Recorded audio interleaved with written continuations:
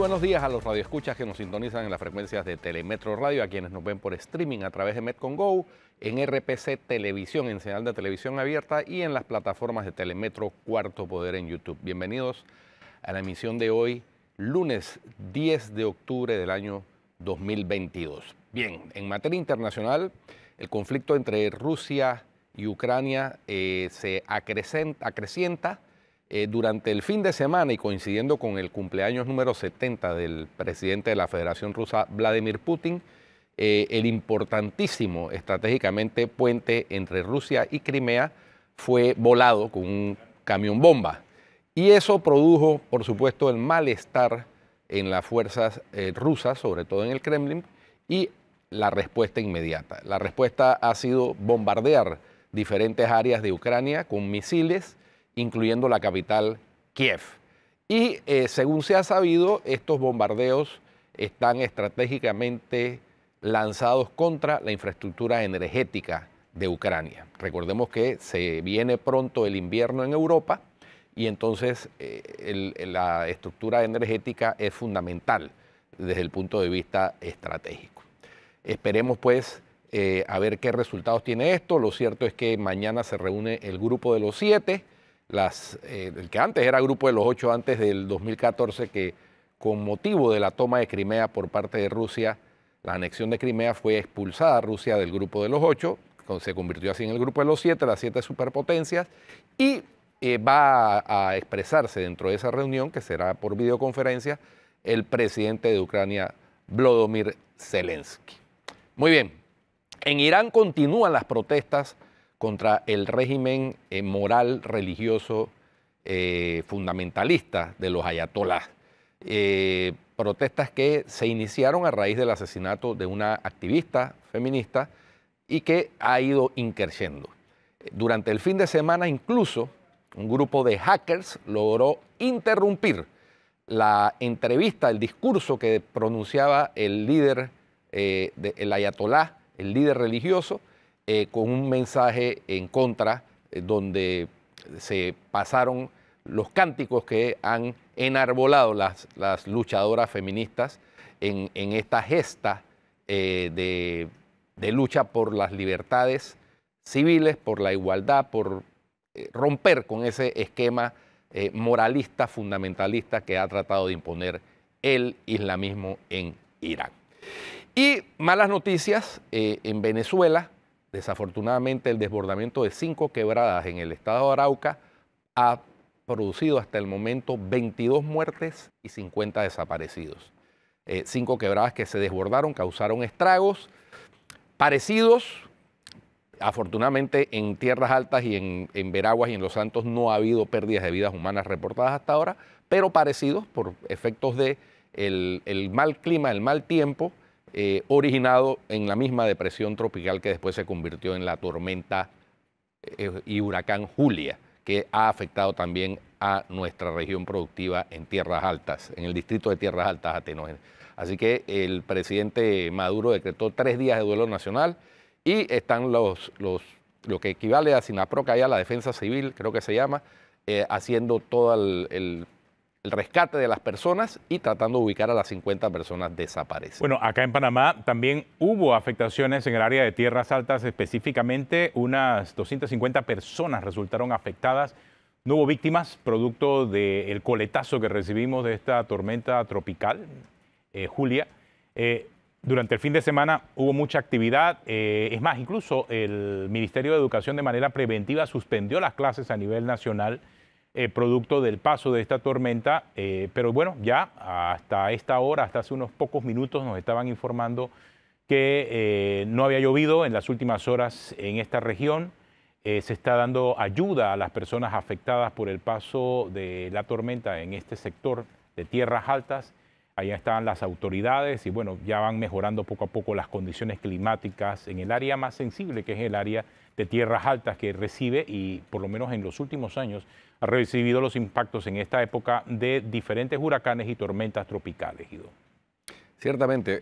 Yo creo que hubiera sido, si bien fue necesario decretar la alerta primero verde, luego amarilla, a medida que fue incrementándose el fenómeno atmosférico, hubiera sido necesario evaluar porque si bien es cierto, hay áreas donde se produjeron afectaciones graves en escuelas inclusive, en esas áreas de tierras altas, yo creo que era innecesario que hoy en el resto del país, por ejemplo en las provincias de Panamá y Panamá Oeste, donde no ha habido durante el fin de semana lluvia, Pienso sobre igual todo ayer fue un día soleado, hoy ha podido perfectamente darse clase. Pienso igual que tú, o sea, la decisión estaba muy clara en el área de tierras altas y en los sectores también alejados, sobre todo para los educadores que tenían que movilizarse hacia estos puntos, donde obviamente van a tener afectación no solamente hoy, sino mañana también, quizás hasta el miércoles.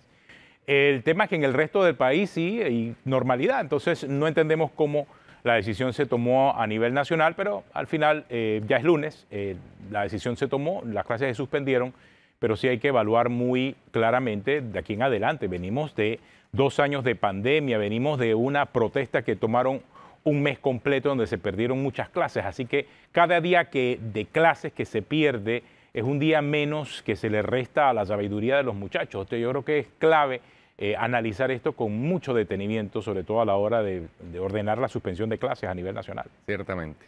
Oye, Atenógenes, y un tema que, bueno, estuvo en la palestra pública todo el fin de semana, tiene que ver con un cuestionario que le enviaron por parte de los colegas del diario La Prensa, específicamente el periodista Rolando Rodríguez, que es coordinador de investigaciones del diario La Prensa, al vicepresidente y ministro de la Presidencia, José Gabriel Carrizo, sobre unas propiedades que habría adquirido él en asocio con su esposa y con un abogado que es socio de él desde el año 2007. Y lo que generó ese envío de cuestionario, porque se generó primero una campaña difamatoria contra el periodista Rolando Rodríguez a través de redes sociales, con un video burlándose del cuestionario, mofándose y haciendo aseveraciones ofensivas contra Rolando Rodríguez, y luego, coincidencialmente, una inspección del Ministerio de Trabajo y Desarrollo Laboral a las instalaciones del diario La Prensa, pero precedidas, y aquí viene la suspicacia, por la llegada de los reporteros del canal oficial de televisión, de SER TV. Entonces, eso evidentemente, uno no tiene que ser un genio para... No quiero pensar, o sea, SER TV o cualquier otro medio que estuvo ahí, lo más probable es que se le asignó ese asunto, pero creo que la medida o esa llamada coincidencia en los tiempos, obviamente fue una metida de pata. ¿De quién fue la metida de pata? No sé, porque pudo haber sido una metida de pata, sobre todo leyendo lo que dijo la ministra de Trabajo posterior al evento, ¿no? Que era inclusive un poco inusual ese tipo de inspecciones. Y dos, que ella estaba en Europa, me parece, de viaje. Correcto. Entonces, esas metidas de pata, ya sean por error o sin error, es decir, porque hay metidas de pata intencionales, Guido, tú bien sabes, tú las conoces. ¿Por qué son metidas de pata intencionales? Porque se hacen ver como una metida de pata, pero realmente sí había alguien detrás. Eso es una medida de presión y de coerción hacia los medios de comunicación. Y más allá de si fue una metida de pata o no, o si un funcionario quiso o no quiso abusar de su autoridad, sí deben ser tomadas muy seriamente por parte del gobierno, porque no se leen como una metida de pata. Aquí nadie cree que eso fue una metida de pata. Obviamente, lo que todo el mundo cree es que sí hubo una mala intención detrás de eso. O sea, la manera en que se lee ese tipo de mensajes, de estar presionando a los medios a través del Ministerio de Trabajo, a través de la Dirección General de Ingresos, no se decodifican de la manera correcta, o como quizás el gobierno pudiese interpretar que no fue una metida de pata, un funcionario que lo decidió en un momento específico. O sea, los temas de timing aquí son muy importantes, porque es que esa mañana nada más el viernes estuvimos hablando acerca de ese ataque que le cayó a Rolando Rodríguez en redes, producto de la investigación que estaba haciendo, lo cual es deplorable, porque independientemente de si estás a favor o en contra, lo que puedes responder como funcionario es sí, no o no tengo comentarios. Pero ir al contraataque en este momento no era lo recomendable. Pero no solamente fueron al contraataque, Guido, sino que lo llevaron a un nivel más allá. Lo llevaron al nivel de la presión y la coacción en pleno siglo XXI hacia un medio de comunicación. Así es. Y Son además, tácticas que yo pensé que habían quedado en el siglo XX, pero que la estamos viendo 30, 40 años sí, después. y además, Atenógenes, los gobiernos y los agentes del gobierno deberían saber que ese tipo de presión por lo general resulta contraproducente. El diario La Prensa, en este caso, no va a dejar de publicar el reportaje por ese tipo de ataques. Al contrario, lo estimula a publicarlo con mayor acuciosidad y vehemencia. Y aquella gente que no se había dado cuenta, ahora sí van a buscarlo. Entonces, por eso resulta contraproducente. Es una estrategia de comunicación pésima. El que lo asesoró y le recomendó eso, fue pésima la recomendación para el gobierno en ese sentido. Perversa. Pero ahí están los asesores. Mira, tenemos una pausa, Guido, porque vamos a hablar de política hoy. Está con nosotros el presidente del Partido Panameñista, José Isabel Blandón, así que estaremos aquí de vuelta en breve en Cuarto Poder.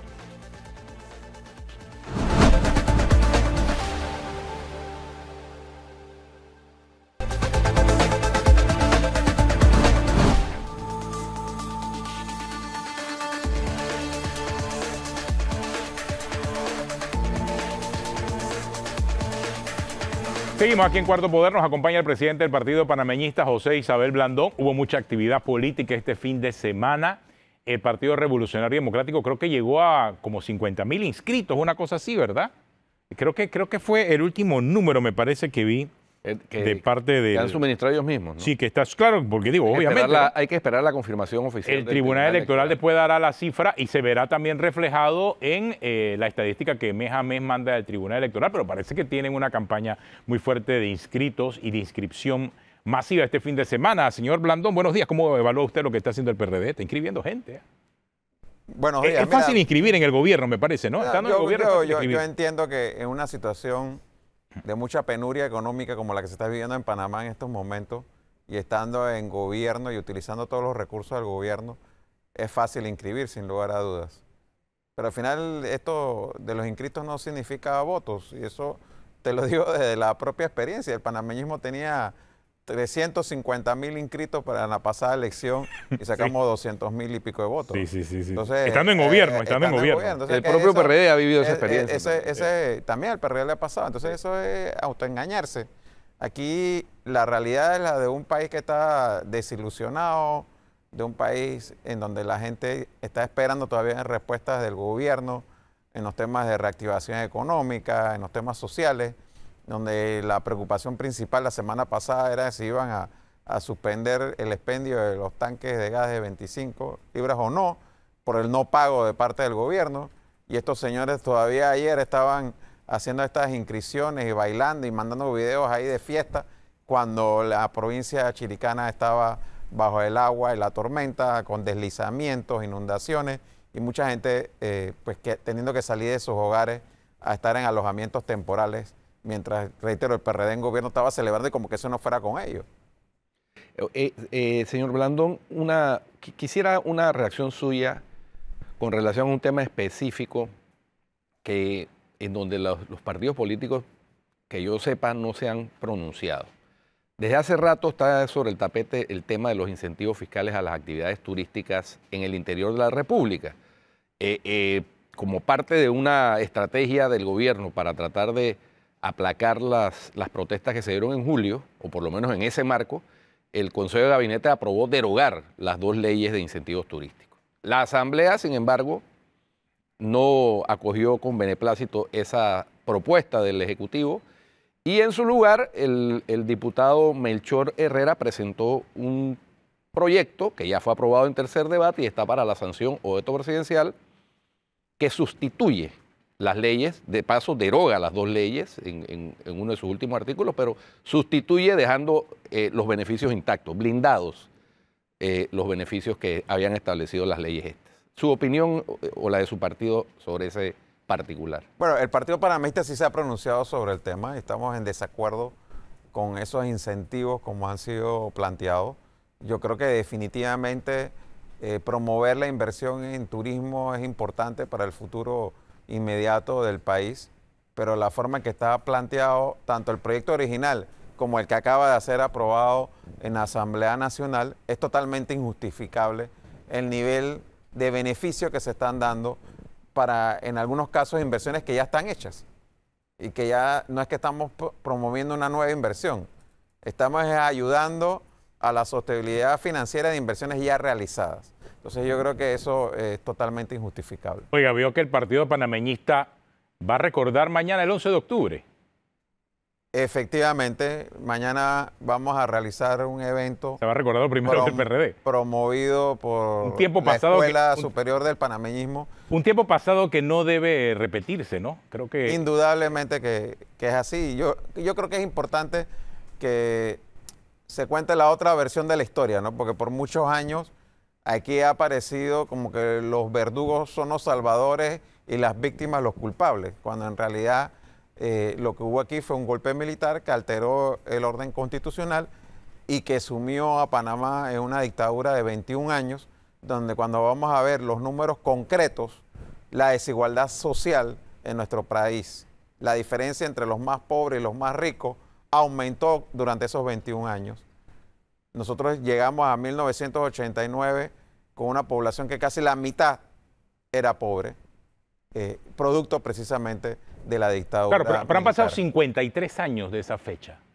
Y después de 53 años, el Partido Panameñista también se ha transformado mucho. Y recordemos que, ¿por qué el Partido Panameñista se recuerda ese 11 de octubre de 1968? Porque realmente fue contra el Partido Panameñista que actuó el partido. Bueno, en ese momento no existía un partido revolucionario democrático, existía un gobierno militar.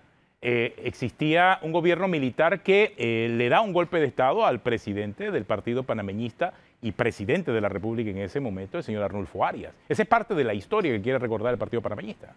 Así es, y todos aquellos que fueron asesinados o desaparecidos durante la dictadura. Tenemos esa deuda histórica con todos los que lucharon durante 21 años para que retornara la democracia a nuestro país. Y reitero, tenemos una deuda con nosotros mismos como movimiento político de contar nuestra historia, porque el Partido Panameñista es quizás el único colectivo, o uno de los únicos, para no sacar a la democracia cristiana de esto, el Molirena de aquella época, no el de ahora, donde realmente hubo mucha gente que sacrificó mucho en la lucha por la democracia. Ahora, de esa historia queda muy poco, por lo que veo.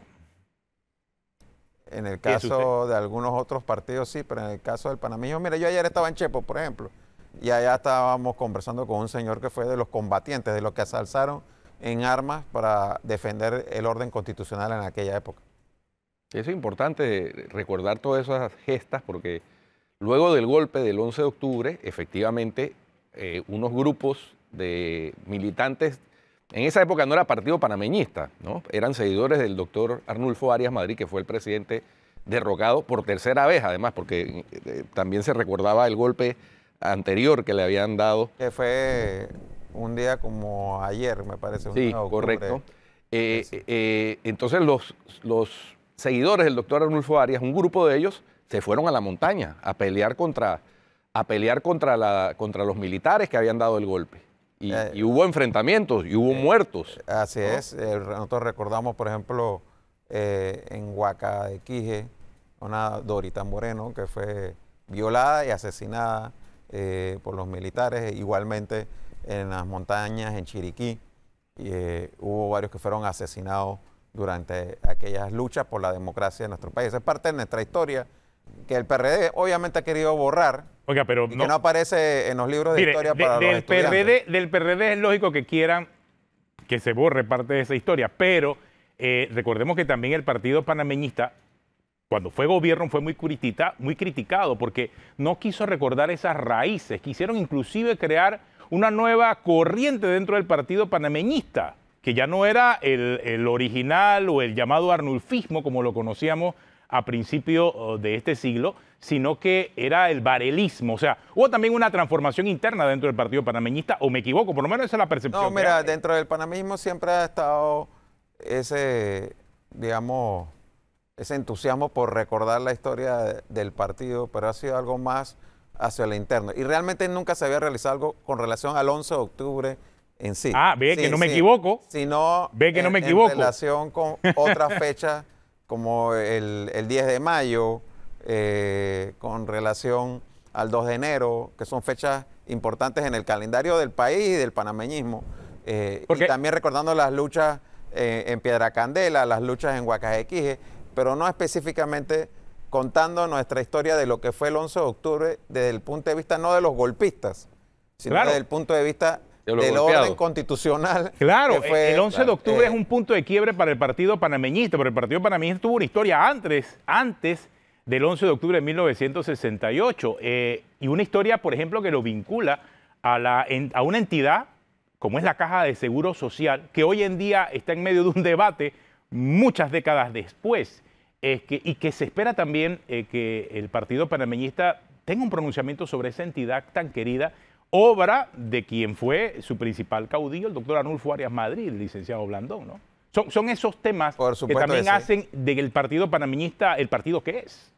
Nosotros, en el caso del Seguro Social, como bien lo menciona, hemos estado planteando insistentemente que el diálogo que el gobierno convocó debe reanudarse, pero desde otra perspectiva, porque el gobierno convocó un diálogo donde prácticamente le tiró la pelota a la directiva de la Caja del Seguro Social y no asumió ningún compromiso, no presentó ninguna propuesta. Y yo creo que aquí tenemos que agarrar lo que ya existe, lo que ha planteado la OIT, lo que han planteado, lo que han hecho los estudios actuariales, en el sentido de que lo primero es que hay que reconocer que hay un problema y el problema es serio, que va a estallar en el 2024, eso no es cuento. Y aquí nosotros tenemos que tomar decisiones desde ya, no esperar al próximo gobierno. Y yo entiendo que este gobierno no tiene hoy el día el capital político para tomar todas las decisiones que debieran tomarse, pero sí tiene la responsabilidad histórica de asumir al menos algunas decisiones iniciales que abran el camino para que el próximo gobierno pueda terminar de tomar las decisiones que son necesarias tomar. Por ejemplo, aquí se comprometieron a que iban a asignar recursos del contrato de la minera. Pero todavía ni siquiera han presentado el contrato de la minera a la Asamblea Nacional después de varios meses, y eso ya, esa demora va generando suspicacia, va generando preocupación de qué es lo que está pasando tras bastidores con el contrato en cuestión, si al final va a terminar siendo tan, entre comillas, beneficioso como nos dijeron, o vamos a recibir en la Asamblea un proyecto de contrato ley muy distinto al que nos dijeron que iba a ser. Licenciado Blandón, usted es abogado y es político. Y usted mencionó ahora algo que el primero que lo mencionó fue un asesor del gobierno, Rafael Mezquita, del agotamiento del capital político del partido en ejercicio del gobierno para un tema de Estado, para abordar un tema de Estado como es el tema del Seguro Social.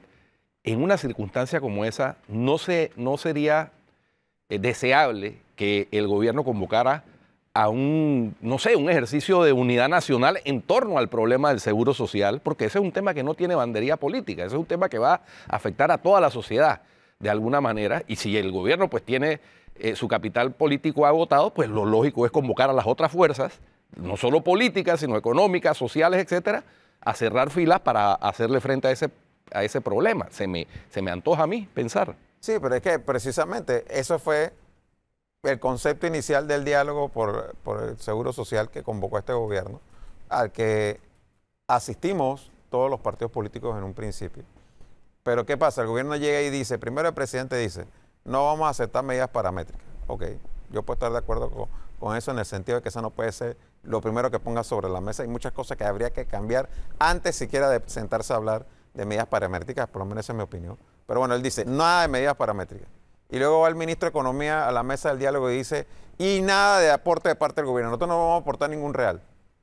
Pero tampoco plantean, bueno, entonces, ¿qué tú propones hacer? Pues, si no hay medidas paramétricas ni vas a poner plata, ¿cuál es la solución según tú?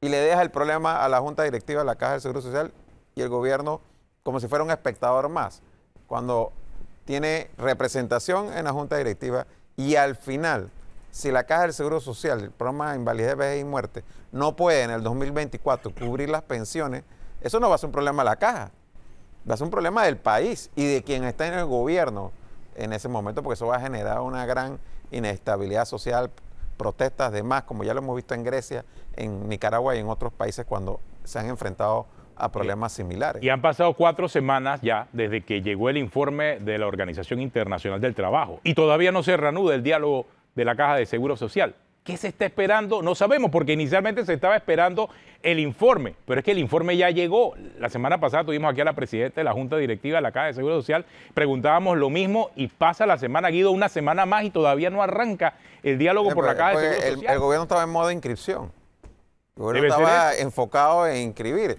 O sea, fíjate... O sea, la inscripción es más importante que el seguro, por lo visto. Eso es lo que nos han demostrado. Y que cualquier otro problema que pudiera haber en el país. Porque el vicepresidente estaba en Chiriquí y primero fue a sus inscripciones que a ver lo que estaba pasando con las inundaciones ahí mismo a media hora de donde él estaba.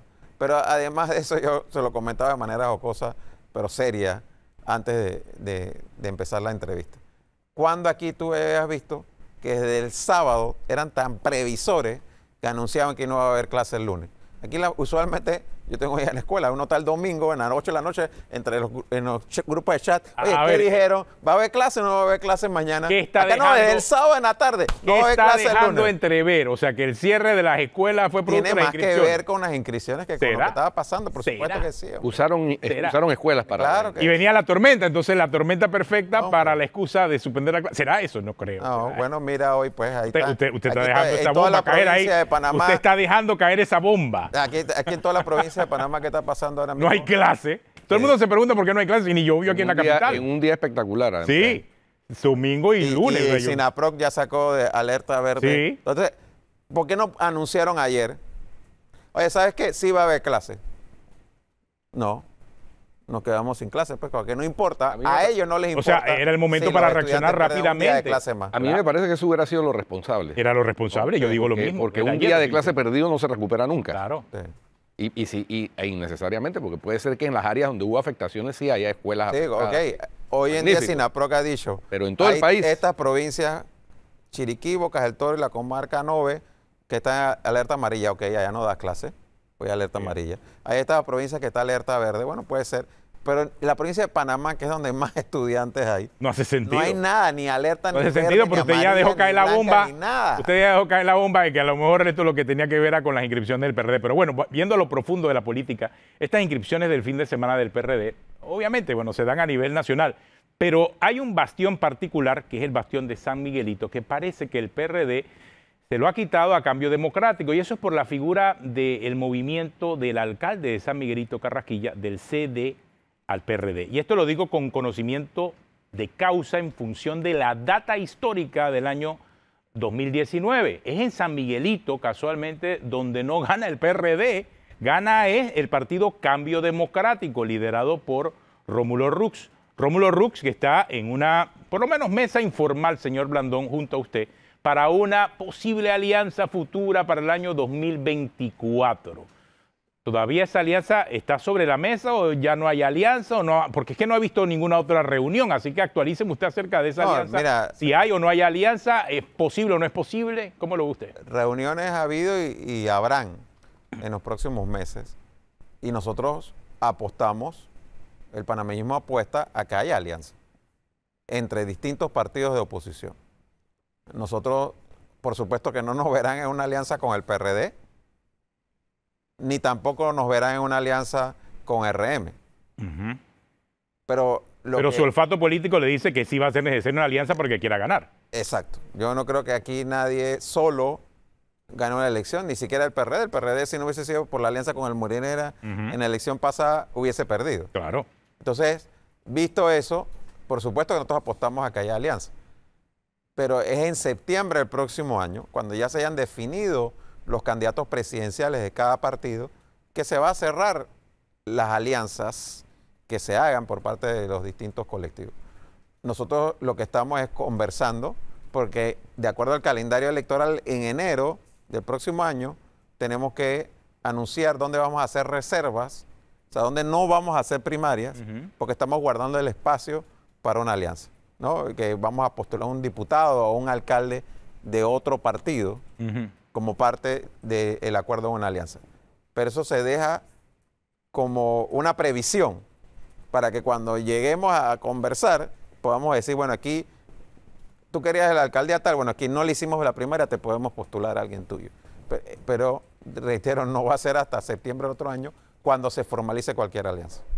Pero sí, o sea, el tema de las primarias en los partidos políticos sí es un requisito, ojo. Pero sí los partidos políticos se pueden dar el trabajo de indicar en qué circuitos puede haber primarias y en qué circuitos no. Porque es que hemos visto casualmente al presidente del partido Cambio Democrático, Rómulo Rux, cuando ya decretaba que, por ejemplo, en Capira ahí no va a haber primaria, hay un candidato designado para esa posición. Creo que eso sigue siendo una libertad que queda en el partido, ¿no? Así es, de cualquier partido. Y que además el Cambio Democrático la ejerció en la elección pasada, al igual que otros partidos, ¿no? En Capira creo que no sé cuántos años tendrán o elecciones de no hacer primaria, ¿no? Pero lo cierto es, te reitero, que de parte nuestra hay toda la voluntad de cerrar una alianza en septiembre del próximo año, y por eso hemos estado más que dispuestos a conversar con otros partidos de oposición, entre ellos CD, pero no exclusivamente el CD, y nosotros vemos las inscripciones de ayer del PRD como la movida lógica que le tocaba al partido de gobierno para querer demostrar fuerza después de toda la crisis que hubo en julio, pero realmente, si vemos la historia de Panamá, aquí ningún partido en gobierno se reelige. Por lo menos hasta ahora no lo hemos visto. Y si el PRD cree que ellos van a ser la excepción, la verdad es que yo no sé qué se están fumando, hermano. Me llamó la atención a propósito de eso, no sé si lo vieron, un Twitter del expresidente Martinelli donde hablaba del voto electrónico. Sí, lo vi. A mí me sorprendió porque en Panamá no sigue siendo el voto manual, sigue siendo, no hay, ni siquiera hay una propuesta. Hay un porcentaje de voto electrónico, pero mínimo. Me parece a mí que el año, la elección pasada en Atlapa. En Atlapa, sí. Ese fue el único centro donde se hizo el voto electrónico. Pero no llega ni al 1%. Pero además a ti te dan la constancia de cómo votaste. Claro. Porque si tú ves que hay algo irregular en el conteo, pues hay como cuestionarlo. Entonces me llamó la atención eso de que él anunció que se está preparando un fraude, básicamente, para que se reelija el PRD. ¿No? Entonces, bueno, curiosidades. Son cosas que están pasando. Nosotros tenemos una pausa, ya regresamos aquí en Cuarto Poder, seguimos hablando con el presidente del partido panameñista, José Isabel Blandón.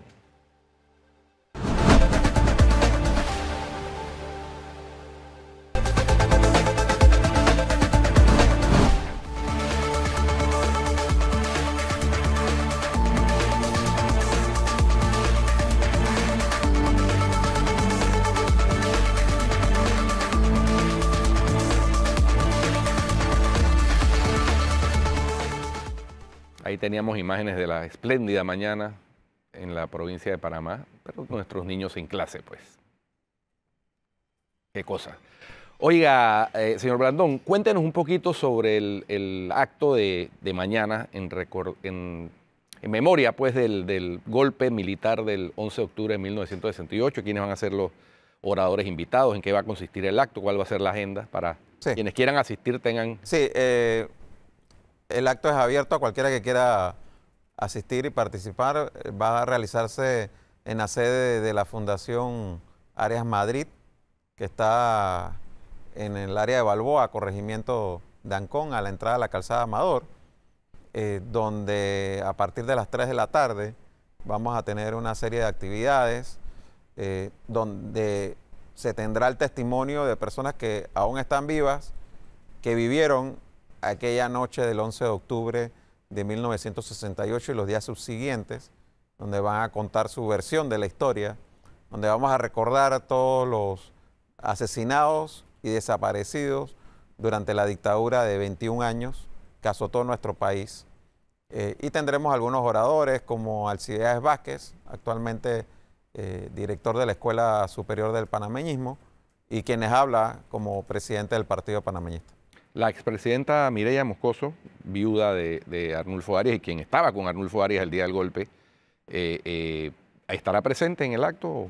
Ella está invitada a asistir y por supuesto, pues si asiste tendrá el uso de la palabra como una testigo de primera línea de lo que ocurrió aquel 11 de octubre de 1968. Muy bien.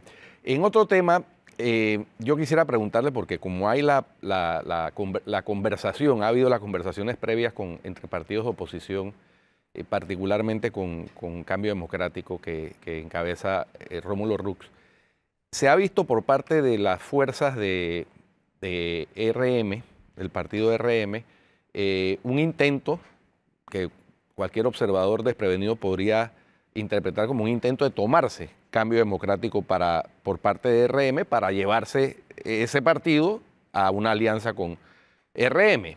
Y a mí me llama la atención poderosamente que hay una situación económica de por medio, porque recordemos que en la legislación electoral panameña los partidos nuevos, y RM es un partido nuevo, no tienen subsidio preelectoral. A diferencia de Cambio Democrático, que sí tiene un subsidio preelectoral y todavía recibe el postelectoral de las elecciones pasadas. Entonces, ahí uno suma 2 más 2 y resulta 4. Sí, ahí hay un tema del subsidio para las mismas elecciones. Los partidos nuevos van a recibir un subsidio que creo que anda como por el 1,5 millones. Por ejemplo, RM, País, Otro Camino, todos van a recibir un subsidio que va a andar más o menos por ese monto, por ser partidos que se van a presentar por primera vez a un torneo electoral. Los partidos que ya hemos participado en torneos anteriores, especialmente en el pasado, vamos a recibir un subsidio mayor en función de los votos que se obtuvieron en promedio en todas las votaciones que hubo en el 2019. En ese sentido, el subsidio de Cambio Democrático creo que está arriba de los 10 millones de dólares. Así que quien controla ese partido controla ese subsidio, ¿no? Y puede ser, como bien dices, que parte del debate esté girando en torno a ese tema, ¿no? Sí, aparte de la necesidad que usted planteaba bien de lograr alianzas, pero bueno, RM tiene su partido satélite, que es el partido Alianza, casualmente se llama, ¿no? El partido del ex diputado Muñoz, que la última vez fueron en alianza con Cambio Democrático, cuando todavía quedaban los rescoldos del martinelismo en Cambio Democrático. Sin embargo, ese es un partido que es bisagra, ¿no? Sí, mira, yo lo que te digo es que a veces uno hace los análisis en función de la realidad actual, que no necesariamente es la que va a ser hacia las elecciones. Y digo esto porque aquí todavía hay muchas cosas por definir, en donde tendrán que hacerse primarias en los partidos principales, y los que aspiramos a ser candidatos presidenciales tenemos que primero ganar nuestras primarias. Es como en la escuela, uno no va a la secundaria si no pasa a la primaria. En la política uno no va a la elección general si no pasa a la primaria. Entonces aquí habrá que ver quiénes quedan en pie después de las elecciones primarias de cada partido, y lamentablemente también hay que decirlo, aquí también habrá que ver quiénes quedan en pie después de los procesos judiciales que están pendientes en nuestro país. Entonces, en función de eso, el escenario real de las elecciones del 2024 las vamos a ver el último día de septiembre del 2023, cuando ya se anuncien las alianzas y sepamos quiénes son los que van a ser efectivamente candidatos presidenciales. A propósito de eso, ya van 546,000 firmas de apoyo a los candidatos, entre comillas, de libre postulación. Sin embargo, dentro de esos candidatos de libre postulación, 2 de los 3 que hasta ahora encabezan y estarían en la papeleta, hay que recordar que esto es hasta el 31 de julio del otro año, o sea, hay mucho trecho por recorrer todavía, pero hasta ahora, 2 de esos 3 uno es panameñista, inscrito aún, el otro fue panameñista, exministro, exviceministro, exdirector del canal, y renunció al panameñismo para meterse en la aventura de correr por una candidatura por libre postulación.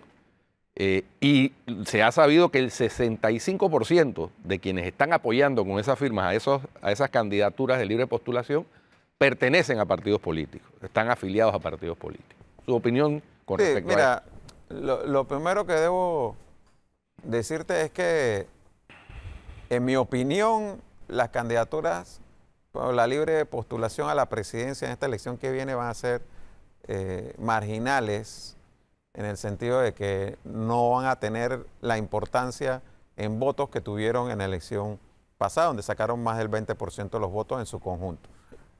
Ya hubo una experiencia en esa elección de un dirigente panameñista que incluso fue presidente del partido, Marco Amelio, que corrió por la libre y sacó 0.6% de los votos. Eso fue lo que sacó. Y yo no veo que vaya a ser diferente en esta ocasión con los que están ensayando el mismo camino. Debo decir además que, de acuerdo a unas estadísticas que nos llegaron, que se compartieron en algunos medios la semana pasada, lo que estábamos viendo es que cuando vas a ver los panameñistas inscritos que han firmado para las distintas postulaciones a presidencia por la libre, realmente no estamos hablando ni de 6.000 panameñistas que hayan firmado, de un total de 248.000 inscritos, ¿no? Y que en el caso de los que eran panameñistas o siguen siendo panameñistas, sus firmas en promedio, en un 90%, no provienen del panameñismo. Otro tema que quiero su reacción es el tema del diálogo que ha tratado de instalarse en la llamada segunda fase, pero sin los actores que deberían participar en la segunda fase, porque la segunda fase, recordemos, de este diálogo que se dio a raíz de las protestas de julio y que se instaló en la mesa única llamada así de Penonomé, tenía una segunda fase en donde debería participar el sector productivo, pero ese sector no está participando porque encuentra que las condiciones en que está planteado la segunda fase no son equitativas. Su reacción al respecto. Mira, yo creo que todo lo que está pasando es producto de un gobierno que no tiene liderazgo y que ese diálogo inicial fue convocado como salida a una crisis coyuntural y que le resolvió, por decirlo así, el problema de las protestas al gobierno, pero que no ha sido efectivo en cuanto a resultados y lograr convocar a todos los sectores que debieran estar sentados para encontrarle soluciones a los problemas inmediatos del país. Y aquí nosotros tenemos la concertación, que el gobierno, por ahí está reuniéndose la concertación, pero el gobierno le está parando cero atención a eso. Está el diálogo del Seguro Social, que quedó en un impasse y el gobierno no vuelve a convocar. Está el supuesto diálogo y esfuerzo que hicieron del Bicentenario, que en qué está pasando ahí, en qué quedó eso, nadie sabe. Y ahora este otro diálogo, lo que demuestra que realmente el gobierno, cuando tiene un problema, dice, bueno, hagamos un diálogo. Y ya esa es para ellos la solución. Y se desentienden inmediatamente como si ya hubiesen resuelto el problema con haber convocado a una mesa. Yo sí veo con preocupación lo que está ocurriendo, porque reitero, el problema más grave que tiene el país ahora mismo, a muy corto plazo, es el de la insolvencia financiera del programa de invalidez, vejez y muerte de la Caja del Seguro Social, y yo no veo al gobierno haciendo absolutamente nada en la dirección de enfrentar ese problema con la seriedad que requiere. Y el otro problema que se tiene y que tiene una relación directa con esto es el problema del desempleo, ¿no? No hay una estrategia definida, ni clara, ni concreta para reactivación económica que genere empleos, y en la medida en que se generen empleos, pues se va a recibir cotizaciones en el programa de invalidez, vejez y muerte de la Caja del Seguro Social. Parte del desfase que hay es por eso, porque la pandemia causó la pérdida de una cantidad importante de empleos que no se han logrado recuperar. Indudablemente que sí. Y mira, yo te diría, uno ve ahora mismo lo que está ocurriendo en el país, en donde solamente la Asamblea Nacional se está llevando casi 200 millones de dólares del presupuesto al año, donde se están gastando no sé cuántos millones de dólares en publicidad para promover lo que supuestamente están haciendo para beneficio del país. Y vemos sectores de la economía que están aruñando el piso, tratando de sobrevivir y que realmente con muy poco dinero podrían salir adelante. Hace un rato en el noticiero de Telemetro sacaron el tema del cacao panameño y cómo está produciéndose una oportunidad de exportar. Yo estuve en la provincia de Bocas del Toro días atrás y allá hay una asociación de productores de cacao que hoy en día venden el cacao a Suiza en semilla, pero que si lo pudieran procesar, podrían venderlo a un mejor precio y sacar más beneficio para los productores nacionales. Comprar el equipo que requieren todos los productores de cacao de Bocas del Toro para poder exportar no el grano, sino la masa con la que se hace el chocolate, cuesta cerca de 5 millones de dólares. Y eso lo podría hacer el gobierno con una fracción de lo que hoy se está gastando en cosas que no tienen ninguna importancia. Y así te puedo dar montones de ejemplos de cosas que no requieren. Esta es hasta una inversión grande cuando hablo de 5 millones. Hay otros lugares, los artesanos de la arena en Chitré, el horno para poder producir en mayor masa, mayor cantidad, los maceteros y todas esas cosas que se producen con arcilla en la arena, cuesta como $50.000. Y le daré una oportunidad de mayor producción a los artesanos de esta provincia, de esta área de Herrera.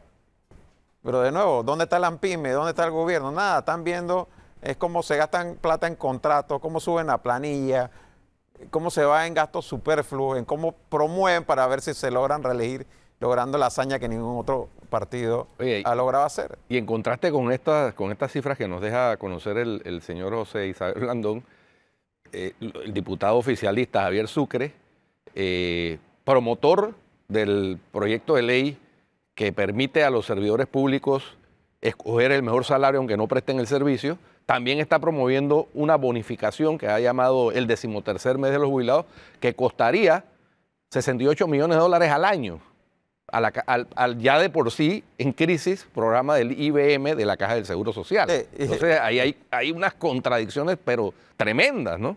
Tremendas. Y lo que te digo, oye, según el estudio actuarial, el hueco que va a haber en el 2024, señores, que yo no me voy a cansar de decirlo, estamos en el 2022, acabando el 2022, 2023, 2024. En el 2024 el hueco es de $1.000 millones. $1.000 millones va a hacer falta para pagarle la jubilación a los más de 300.000 panameños que a esa fecha van a estar esperando un cheque de jubilación y no lo van a poder recibir porque no va a haber la plata para pagarle.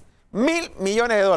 Y los irresponsables de esto están diciendo no dónde van a conseguir parte de esos $1.000 millones, sino que están diciendo no tienes que conseguir $1.000 millones, tienes que conseguir 1.068. Porque a mí se me ocurre ahora que hay que pagar $68 millones más. ¿De dónde? No sé. Esa es la gran irresponsabilidad con la que este gobierno se está manejando, porque al fin y al cabo de lo que estamos hablando es una propuesta de un diputado oficialista, que es parte importante de la dirigencia del PRD a nivel nacional.